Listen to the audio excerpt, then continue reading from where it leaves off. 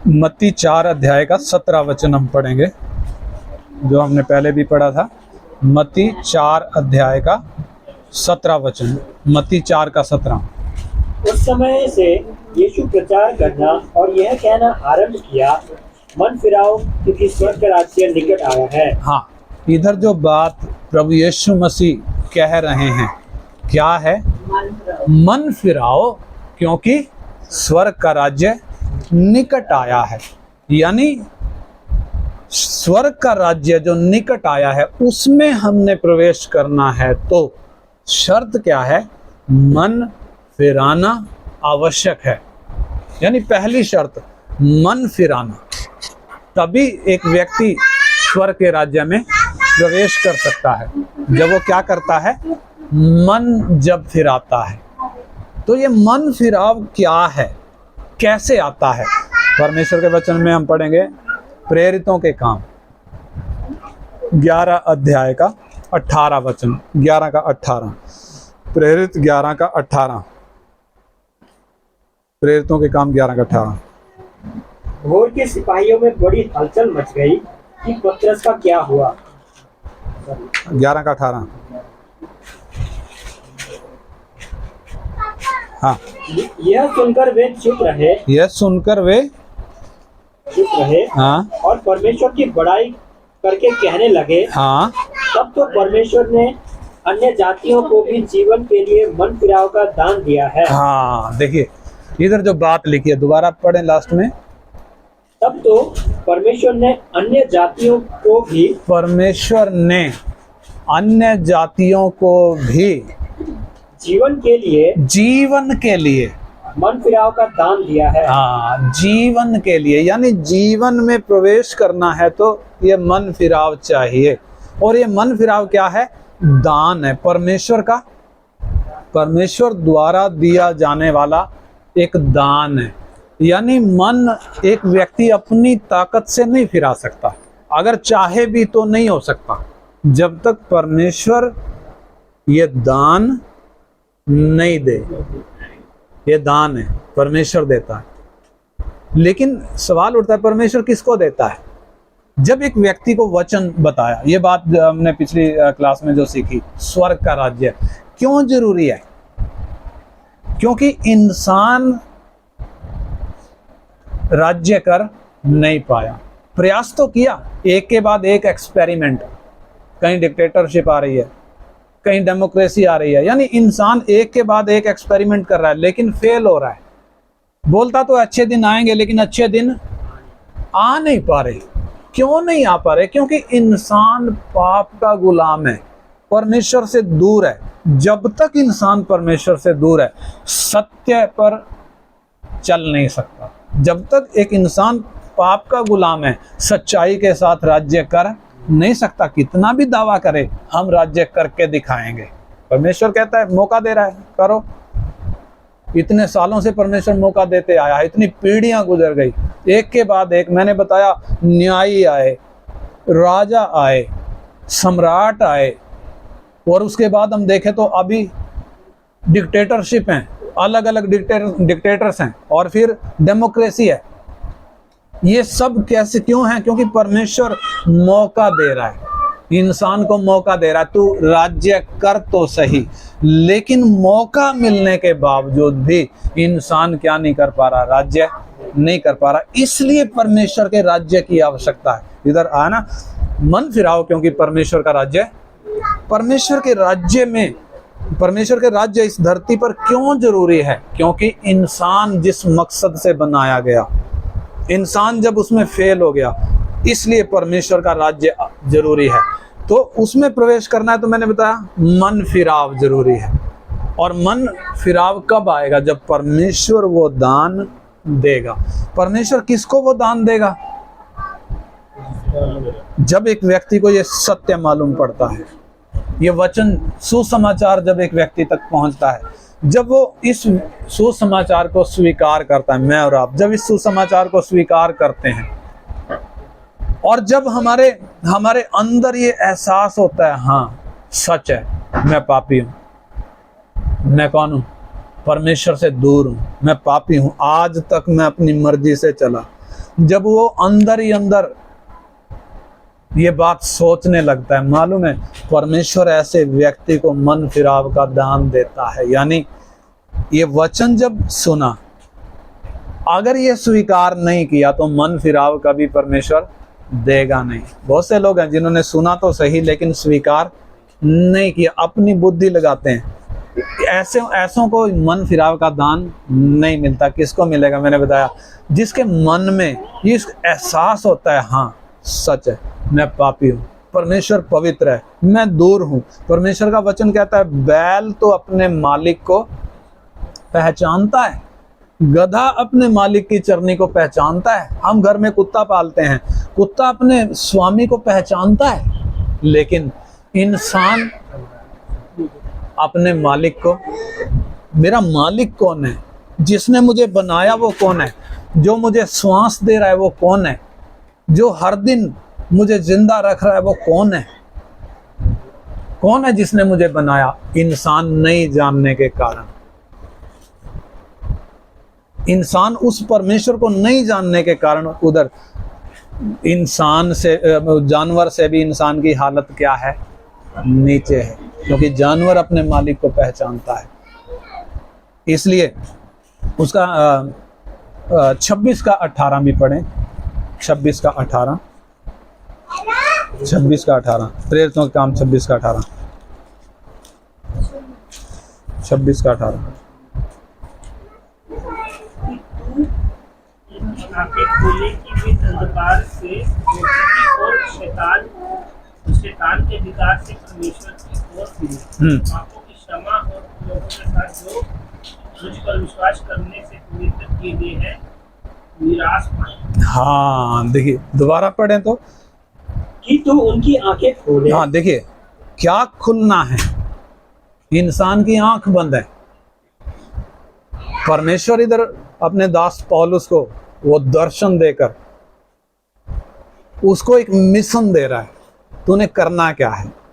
ये सुसमाचार का लोगों तक, अन्य जातियों तक लेकर जाना है। क्यों लेकर जाना है? कि तू उनकी आंखें खोले। यानी इंसान की आंख बंद है। आंख कैसे बंद है? आप कहेंगे नहीं जी मेरे तो आंख खुली है, मैं तो अच्छे तरीके से देख सकता हूँ, ये देखो ये भी दिख रहा है, ये भी दिख रहा है, ये दिख रहा है। ठीक है, ये तो दिख रहा है, परंतु ये तो शरीर की आंखें हैं, लेकिन आत्मिक आंखें बंद हैं। मेरी हालत क्या है मुझे दिखती नहीं है। शरीर मेरा कितना सुंदर है वो बात नहीं है, मेरे प्राण की हालत क्या है, मेरे प्राण की हालत क्या है, मेरी आत्मा की हालत क्या है, परमेश्वर कौन है करके इंसान की आंखें बंद हैं। इसलिए इधर लिखा है कि तू उनकी आंखें खोले कि वे अंधकार से ज्योति की ओर। हाँ, अंधकार से किधर आ सके? इंसान अंधेरे में है, अंधकार से ज्योति की ओर आ सके। अंधकार में होने के कारण ही है इंसान ने अपनी बुद्धि से अलग अलग रास्ते निकाल लिए। रास्ता तो एक ही है, परंतु इंसान ने अपनी बुद्धि से अलग अलग रास्ते निकाल दिए, क्योंकि अंधेरे में है, मालूम नहीं है सही रास्ता कौन सा है। इसलिए परमेश्वर का वचन मन फिराव एक व्यक्ति को किधर से किधर लाता है, एक व्यक्ति की आंख खोलता है, उसको अंधेरे से ज्योति की ओर लेकर आता है। आगे, कि तू उनकी आंखें खोले, आंखें खोले कि वे अंधकार से ज्योति की ओर, अंधकार में से निकलकर ज्योति में आ जाएं, और शैतान के अधिकार से, शैतान के अधिकार से परमेश्वर की ओर फिरें। परमेश्वर की ओर फिरें। यानी जो उद्धार है, क्या चीज है? शरीर में कोई अनुभव नहीं है। शरीर में अनुभव मतलब बीमारी ठीक हो गई वो नहीं है, या नौकरी मिल गई वो नहीं है, या बिजनेस चल गया वो नहीं है उद्धार। वो तो शारीरिक अनुभव है, शरीर के साथ नाश हो जाएगा। उद्धार क्या है? वो आत्मिक अनुभव है, शरीर से अलग। यानी आत्मिक आंख खुलनी है, अंधेरे से निकलकर ज्योति में आना। ज्योति में आने का मतलब स्पष्ट दिखता है, हाथ पैर नहीं मारेगा अंधेरे में, स्पष्ट दिखता है। शैतान के अधिकार से छूटकर किधर आना है? परमेश्वर के पास आना है। यानी सारा जगत किधर है? शैतान के अधिकार में है, शैतान के कब्जे में पड़ा है। एक व्यक्ति उधर से छूटना, उस कब्जे से छूटना है, पाप की गुलामी से छूटना है, मृत्यु के कब्जे से छूटना है। किधर आना है? जीवन में आना है, ज्योति में आना है, परमेश्वर के पास आना है। वो आना है तो क्या चाहिए? आगे आगे लिखा है, हाँ, और शैतान के अधिकार से परमेश्वर की ओर फिरे, हाँ, कि पापों की क्षमा पापों की क्षमा और उन लोगों के साथ, हाँ, जो मुझ पर विश्वास करने के लिए पवित्र किए गए हैं, हाँ, मिरास पाएं। हाँ, यानी पापों की मतलब मन फिराव कितना इंपॉर्टेंट है। स्वर्ग के राज्य में प्रवेश करना तो क्या चाहिए? मन फिराव चाहिए। बिना उसके स्वर्ग के राज्य में प्रवेश नहीं है। यानी वो अनुभव क्या है?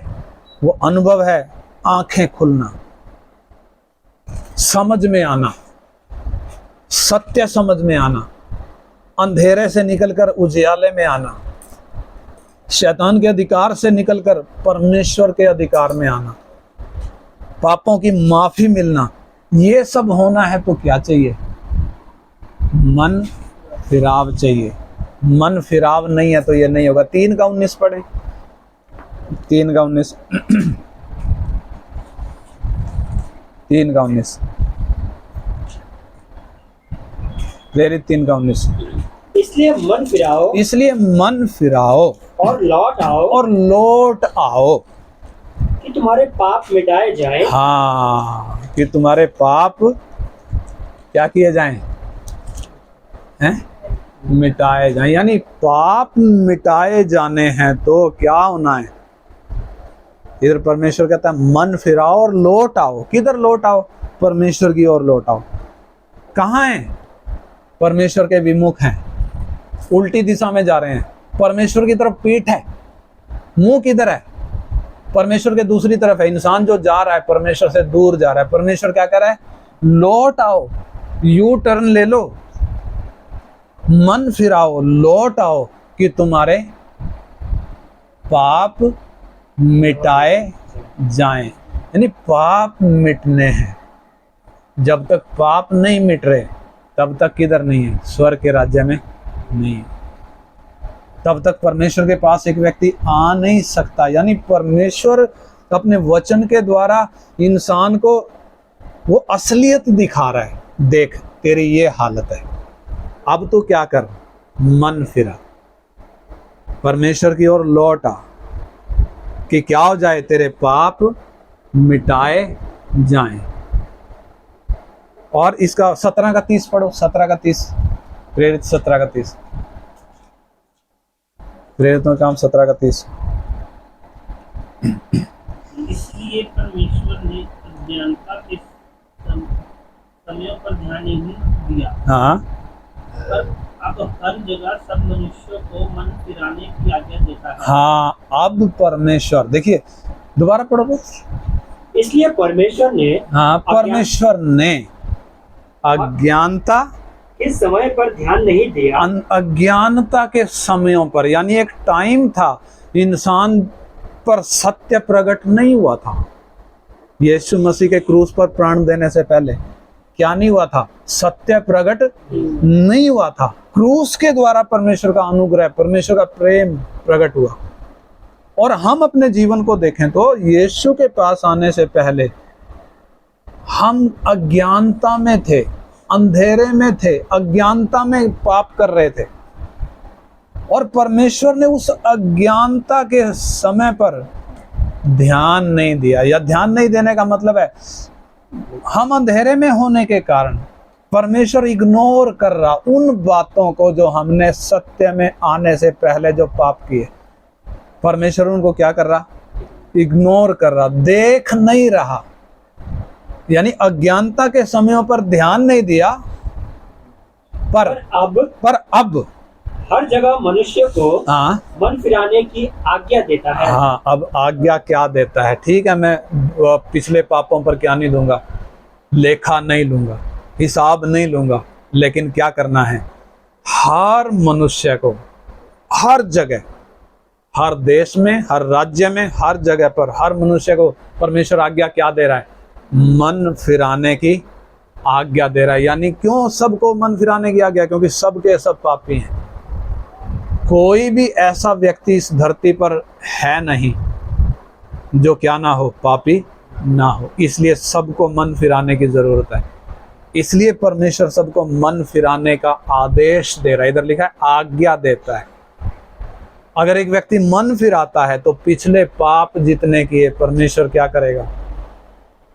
उधर लिखा है ताकि तुम्हारे पाप मिटाए जाएं। मिटा देगा। मिटाने का मतलब क्या है? पेंसिल से उस पे कुछ लिखा हुआ था, क्या कर दिया? रबड़ लेकर मिटा दिया, इरेज कर दिया पूरा का पूरा। यानी परमेश्वर ने हमारे पाप मिटाने हैं तो शर्त क्या है? क्या शर्त है? मन फिराना। यानी मन फिराने का मतलब क्या है? जब हमें सत्य मालूम पड़ा, जब मुझे मालूम पड़ा मैं पापी हूं, मेरा सोच क्या होनी है? अब मैं दोबारा इस पाप में नहीं जाऊंगा। मैं अपने पापों से पछताता हूं जो मैंने पीछे किए, जो पाप मैंने किए। हे प्रभु मेरे पाप माफ कर, और अब आगे को मैं इन पापों में नहीं जीऊंगा। मैं प्रभु आपकी इच्छा के लिए जीऊंगा। जब एक व्यक्ति उस हालत में, उस समर्पण में आता है, तब उसके पाप क्या होते हैं? मिटाए जाते हैं। देखो यीशु जब इस धरती पर थे, यीशु ने इस धरती पर बड़े बड़े चमत्कार किए। कोढ़ियों को चंगा किया, लंगड़ों को ठीक किया, कोढ़ियों को ठीक किया, बीमारों को ठीक किया और दुष्ट आत्माओं को निकाला। लेकिन फिर भी लोगों ने क्या नहीं किया? प्रभु यीशु उलाना दे रहे हैं। देखो मत्ती 11 अध्याय का 20 से पढ़ो। मत्ती 11 अध्याय का 20 वचन से, 11 का 20 से। परंतु उनमें से कुछ साइप्रस वासी और कुरेनी थे। हाँ 11 का 20 से पढ़ो। मत्ती 11 का 20 से, मत्ती 11 का 20। तब वह उन नगरों को उलाहना देने लगा। हाँ देखिए यीशु मसीह उन नगरों को उलाहना दे रहा है। किन नगरों को? जिनमें उसने बहुत से सामर्थ के काम किए। हाँ, जिन नगरों में यीशु ने सामर्थ के काम किए थे, यानी जहाँ बीमारों को चंगा किया था, जहाँ दुष्ट आत्माओं को निकाला था, मुर्दे ठीक हुए थे, जहाँ लोगों ने प्रभु यीशु के द्वारा वो चमत्कार देखे थे, वो सामर्थ के काम देखे थे। जब परमेश्वर की सामर्थ से एक व्यक्ति चंगा हो गया, होश में आ गया, जिंदा हो गया, इन नगरों ने वो चमत्कार देखकर भी क्या नहीं किया? क्योंकि उन्होंने अपना मन नहीं फिराया था। हाँ, यानी यीशु के काम देखकर भी लोगों ने जब मन नहीं फिराया, इधर क्या लिखा है? यीशु ने उनको क्या दिया? उलाहना दिया। उन नगरों को प्रभु उलाहना दे रहा है। कैसे दे रहा है? हाँ? जब उन्होंने मन नहीं फिराया, मन कठोर कर लिया। हाँ, हाय खुराजीन। देखो प्रभु यीशु कह रहा है हाय खुराजीन, दरवाजा, हाय खुराजीन, हाय बैतसैदा, हाय बैतसैदा, जो सामर्थ के काम तुम में किए गए। हाँ देखो नगरों के नाम लेकर कह रहा है, इजराइल के नगरों के नाम लेकर यीशु कह रहा है जो सामर्थ के काम तुम में किए गए। हाँ, यदि वे सूर और सैदा में किए जाते, यानी अन्य जाति नगरों में किए जाते, इस्राएल की सीमा के बाहर दूसरे किसी देश में किए जाते, तो टाट ओढ़कर और राख में बैठकर वे कब के मन फिरा लेते। कब के मन फिरा लेते। यानी उन नगरों को जिनको नाम लेकर यीशु उलाहना दे रहा है, तुमने क्या नहीं किया? मन नहीं फिरा, तुमने अपना मन कठोर कर लिया। आज जब ये वचन हमारे पास पहुंच रहा है, हमारा मन कैसे है? क्या हम अपने मन को कठोर करके रखेंगे? पर प्रभु उलाहना दे रहा है, कठोर मन वालों को क्या कर रहा है? हाँ, फिर आगे, परंतु मैं तुमसे कहता हूँ कि न्याय के दिन तुम्हारी दशा से सूर और सैदा और की दशा अधिक सहने योग्य होगी। हाँ, हे कफरनहूम, हे कफरनहूम, क्या तू स्वर्ग तक ऊंचा किया जाएगा? क्या तू ऊंचा किया जाएगा? हाँ, तू तो अधोलोक तक नीचे, अधोलोक तक नीचे जाएगा। क्यों जाएगा? हाँ, जो सामर्थ्य काम तुझ में किए गए जो हैं, सामर्थ्य के काम तूने देखे हैं, हाँ, यदि सदोम में किए जाते सदोम में किए जाते, तो वो आज तक बना रहता। सदोम कब का बर्बाद हो गया, आज तक बना रहता। अगर ये काम जो तुम देख रहे हो ये उन्होंने देखे होते तो कब का मन फिरा लेते, बच जाते। यानी यीशु उलाहना दे रहा है। क्यों दे रहा है?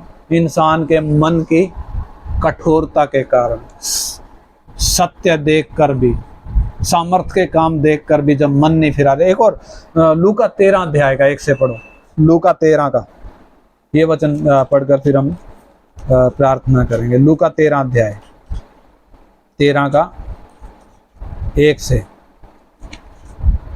13 का 1 से। उस समय कुछ लोग आ पहुंचे हाँ और उससे उन गलीलियों की चर्चा करने लगे, हाँ जिनका लहू पिलातुस ने उन्हीं के बलिदानों के साथ मिलाया था। हाँ, देखियो ये घटना क्या है। गलील में कुछ लोग बलिदान चढ़ा रहे थे, परमेश्वर को बलिदान चढ़ा रहे थे, लेकिन पिलातुस जो रोमी गवर्नर था, रोमन सरकार का जो गवर्नर था यहूदिया का, उसने क्या किया? वो गलील में उन लोगों को जो बलिदान चढ़ा रहे थे उनको काट कर वो बलिदान के साथ उनको भी चढ़ा दिया। यानी क्या करा? कत्ल कर दिया उनका, बहुत बड़ी बुराई करी। अब वो चर्चा यीशु के पास पहुंची, लोग आए कह रहे हैं जो आपको मालूम है गलील में पिलातुस ने क्या किया? उसने उन लोगों का खून जो बलिदान चढ़ा रहे थे उनके बलिदानों के साथ मिला दिया। फिर यह सुन उसने उनसे उत्तर में यह कहा, हाँ देखो यीशु उसका जवाब कैसे दे रहा है। क्या तुम समझते हो क्या तुम समझते हो कि ये गलीली और सब गलीलियों के अधिक पापी थे? हाँ, ये गलीली जो मारे गए, पिलातुस ने जिनको खून कर दिया, क्या ये गलीली बाकी गलीलियों से ज्यादा पापी थे? तुम क्या समझते हो? प्रभु सवाल पूछ रहा है, तुम क्या समझते हो? क्या वो जो मारे गए वो जो जिंदा है उनसे ज्यादा पापी थे क्या? फिर आगे, क्या तुम समझते हो क्या तुम समझते हो कि ये गलीली और हाँ। और सब गलीलियों से अधिक पापी थे, हाँ। कि उन पर ऐसी विपत्ति पड़ी? हाँ, क्या तुम समझते हो कि उन पे जो ऐसी विपत्ति पड़ी वो ज्यादा पापी थे इसलिए मरे? हाँ, मैं तुमसे कहता हूँ मैं कि तुमसे नहीं। कहता हूं कि नहीं, परंतु यदि तुम मन न फिराओगे यदि तुम मन ना फिराओगे तो तुम सब भी इसी रीति से नष्ट होगे। तुम सब भी इसी रीति से क्या हो जाओगे? और आगे पढ़ो। या क्या तुम समझते हो क्या तुम समझते हो कि वे 18 जन, वो 18 लोग जिन पर शीलो का गुम्मट गिरा, जिन पर क्या गिरा? शीलो का गुम्मट गिरा, वो मीनार गिर पड़ा जिनके ऊपर, और वे दबकर मर गए। 18 लोग दबकर क्यों मर गए? शीलो का मीनार उनके ऊपर गिर पड़ा। जैसे कुतुब मीनार है ना, बड़ा मीनार है, गिरेगा तो वो तो ले बैठेगा। 18 लोगों पे गिर गया, मर गए। यीशु बता रहा है यरूशलेम के और सब रहने वालों से अधिक पापी अपराधी थे। क्या वो 18 लोग ज्यादा पापी थे क्या? इसलिए मरे क्या? हाँ, मैं तुमसे कहता हूँ कि नहीं। हाँ, वो ज्यादा पापी नहीं थे। हाँ, परंतु यदि तुम मन न फिराओगे यदि तुम मन नहीं फिराओगे, तो तुम सब भी इसी रीति से नष्ट होगे। हाँ, आपको समझ में आई बात? आज के समय में जब हम देखें, इंसान को घात कर रहा है। यूक्रेन में क्या चल रहा है आप सब जानते हैं। इंसान को क्या कर रहा है? जान से मार रहा है। अंकुश भाई, इंसान को मार रहा है एक तरफ, दूसरी तरफ प्राकृतिक आपदाएं आ रही हैं। कहीं भूकंप है, कहीं बिजली गिर रही है, कहीं बाढ़ आ रही है, कहीं तूफान आ रहे हैं, कहीं टॉर्नेडो आ रहे हैं। इंसान को क्या कर रहे हैं? मार रहे हैं, मर रहे हैं ना, मर रहे हैं इंसान। देखो कितनी बुरी हालत है। यही तो चर्चा प्रभु यीशु मसीह कर रहे हैं। तुम ये ना समझो वो जो मर रहे हैं, वो जो बस खाई में गिरी, वो जो एक्सीडेंट होके मरा, तुम क्या समझते हो वो ज्यादा पापी थे? नहीं, वो ज्यादा पापी नहीं थे, बल्कि वो इसलिए मरे ताकि तुम्हारे लिए क्या हो जाए, ताकि तुम उस बात को एहसास कर सको। अगर हम भी मन नहीं फिराएंगे तो क्या हो जाएंगे? प्रभु यीशु कह रहा है यदि तुम भी मन नहीं फिराओगे तो ऐसे ही नष्ट हो जाओगे। यानी इस घटना से, इस वार्तालाप से हमें क्या समझ में आ रहा है? मन फिराओ या नाश हो जाओ। इसका हेडिंग भी लिखा है। हेडिंग लिखा है कुछ इसका? हेडिंग नहीं लिखा है, क्या लिखा? फिराओ या नाश हो। हाँ, मतलब दो रास्तों में से एक आपके सामने आपने चुनना है। दो रास्ते हैं, मन फिराओ या नाश हो जाओ। सिंपल सी बात है। मन फिराएंगे तो क्या है? स्वर्ग का राज्य। 1000 साल का इस धरती पर ही केवल नहीं, अनंत काल तक। मन नहीं फिराएंगे तो है नाश हो जाएंगे, अनंत काल के लिए नाश हो जाएंगे। फिर आगे स्वर्गीय लिखने से भी क्या नहीं है स्वर्ग में नहीं, अनंत काल के लिए किधर? नरक की आग। क्या नहीं है तो मन नहीं फिराता। तो एक और वचन, नीति वचन 28 का 13, नीति वचन 28 का 13, नीति वचन 28 का 13। जो अपने अपराध छिपा रखता है, जो अपने अपराध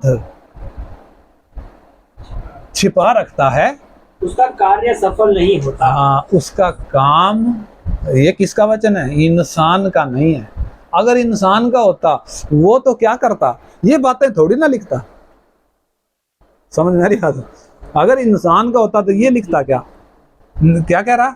नुका जो अपने अपराध छिपा रखता है, हाँ, उसका कार्य सफल नहीं होता। हम तो सोचते हैं हम अपना पाप छिपा कर क्या कर लेंगे, अपने काम सफल। हम तो उसी प्रयास में लगे हैं, नहीं? परंतु परमेश्वर का वचन क्या कहता है? जो अपने अपराध छिपा रखता है उसका काम सफल नहीं होता। हाँ, परंतु जो उनको मान लेता, जो अपने अपराधों को मान लेता है और छोड़ भी देता और उन अपराधों को आगे से करना छोड़ भी देता है, उस पर दया की जाएगी। उस पर दया की जाएगी। इसलिए मैं ज्यादा नहीं बोल रहा, मैंने आपके सामने सत्य रख दिया। हमने करना क्या है? परमेश्वर का वचन हमें स्पष्ट बता रहा है, मन फिराओ या नाश हो जाओ। प्रभु कहता है मन फिराओ क्योंकि स्वर्ग का राज्य निकट आया। मन फिराएंगे तो स्वर्ग का राज्य है, नहीं फिराएंगे तो नाश है। नीति वचन 28 का 13 में हमने पढ़ा, जो अपने अपराध छिपा कर रखता है, दूसरों को प्रकट नहीं करता लेकिन छिपा कर रखता है, मानता नहीं है, छोड़ता नहीं है, उसका काम कभी सफल नहीं होता। लेकिन जो अपने अपराध मान लेता है और छोड़ भी देता है, छिपा कर नहीं रखता, उस पर दया की जाएगी। इसलिए आइए हम भी क्या करें? पीछे मुड़कर देखें। जिस दिन से मैंने होश संभाला, मैंने क्या क्या किया? क्या मैं निष्पाप हूं? कतई नहीं। अय्यूब की किताब 5 का 14 में लिखा है, क्या कोई अशुद्ध वस्तु से कोई शुद्ध वस्तु निकाल सकता है? क्या कभी नीम के पेड़ में आम लग सकता है? नहीं लग सकता। हम जो पापी हैं, हम कैसे निष्पाप हो सकते हैं? जरा पीछे मुड़कर देखें, हमने क्या क्या अपराध किए। बेशक हमने छिपा कर रखे होंगे ताकि किसी को पता ना चले, लेकिन आज परमेश्वर हमसे क्या कह रहा है? जो अपने अपराध को मान लेता है और उन्हें छोड़ भी देता है, उस पर क्या की जाएगी?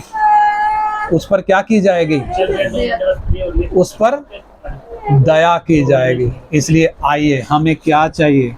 हमें वो दया चाहिए, परमेश्वर की वो दया चाहिए। परमेश्वर वो दया कब करेगा? जब हम अपने अपराधों को मान लेंगे और उन्हें छोड़ भी देंगे। आइए हम प्रार्थना करें। हे प्रभु, मैंने जब से होश संभाला आपके विरोध में पाप किया। आप एकमात्र सच्चे परमेश्वर हैं, लेकिन मैंने तो अपनी बुद्धि से कितने कहां घुटना नहीं टेका प्रभु, किस किस को प्रभु नहीं माना। प्रभु मेरे पाप माफ कर दे। मैंने कितने अपराध किए, छिपा कर रखे प्रभु, लेकिन आपसे कुछ भी छिपा हुआ नहीं है। आप सर्वज्ञानी परमेश्वर हैं। हम नहीं बोल रहे तो भी प्रभु आप हमारे अंदर की हालत जानते हैं। आपका वचन हमारे अंदर की हालत को बयान करता है प्रभु। असली वो आईना है आपका वचन, जिसमें हमारी अंदर की हालत दिखती है प्रभु। हम आपके सामने अपने पापों को अंगीकार करते हैं। कौन प्रार्थना करेगा? कौन आज प्रार्थना करेगा? हे प्रभु, मैं पापी हूं। आइए हम मुंह खोल